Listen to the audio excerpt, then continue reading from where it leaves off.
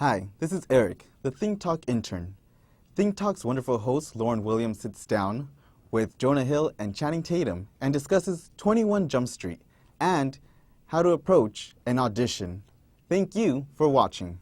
Channing Tatum, Jonah Hill, 21 Jump Street. Thanks for joining us, guys. Thank you. Thank you. Saw the film, loved it. Really some wickedly funny scenes in there. I definitely let out a couple snorts when I was laughing. That takes a lot.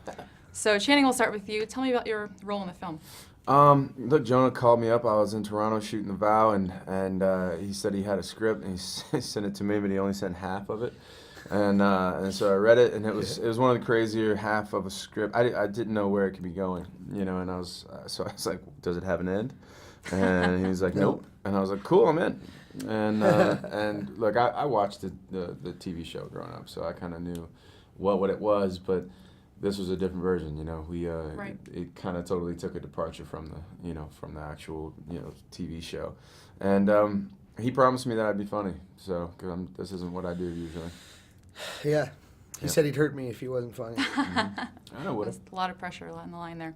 So you were both obviously the lead actors, both executive producers, but Jonah, you had a hand in writing the film. So how did writing the story change how you maybe approached your character? Hey, B-player, I don't know who you are. Don't worry about who I am. I'm worried about it. Why? Because you're in my party right now, dude. As a matter of fact, it's getting hot in here, huh? Oh, no, it's getting real. It's getting very real. Yeah, it's like 7 strangers living in one house, true story. You want real world? Yeah, let's do it, man. Come on. Here's real What's your world. real one? Well, I think it just gave me I was able to make the movie that I wanted to make. I came in and pitched the movie and said, I want it to be Bad Boys meets John Hughes movie, and being a writer and producer and actor, and it just allows you to protect anyone from changing that. Allow that to stay intact the whole time. Right. So I want you guys to think back to when you were 22. What is something, looking back now professionally, that you wish that you knew at that age? Just get into an acting class. I wasn't acting then.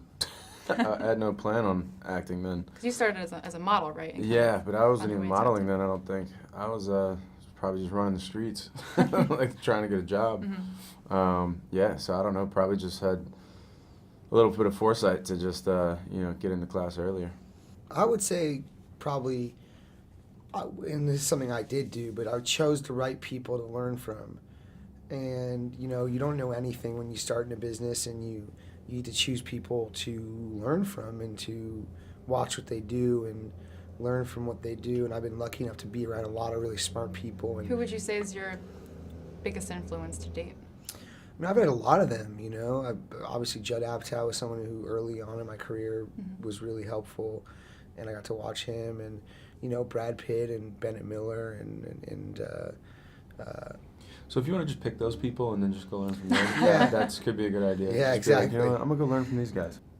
choose people that you think are really doing it the right way, and, see what they do and try and emulate what they're doing. Dustin Hoffman, another person who's been really great to me. You just choose the right people and watch what they do, and at the same time, you're yourself also.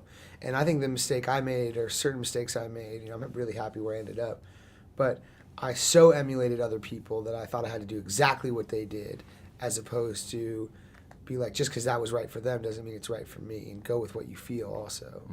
I'll shoot this one to you. Best audition tip you can give somebody. Oh, man. I'll tell you a story. So I instead of a tip, auditions are hard. Auditions are very, very hard. And it's entirely different than actually acting, in my opinion. And you got to be able to go in and just be able to play.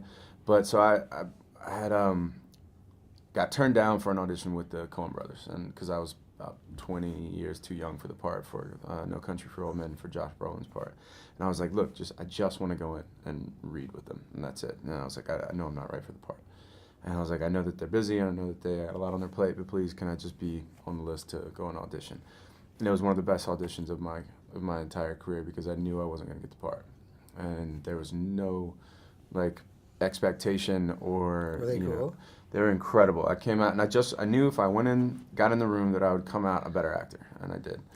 And it freed me up to not, have to worry so much about getting the job, and just, go in there with something, planned, and then play, and then really just, be coachable in the room, because that's, even if you come in and do it like the director wants it done, he's still gonna put you through, like, to see if you're, if you're directable. Like, he's still gonna ask you to do something different.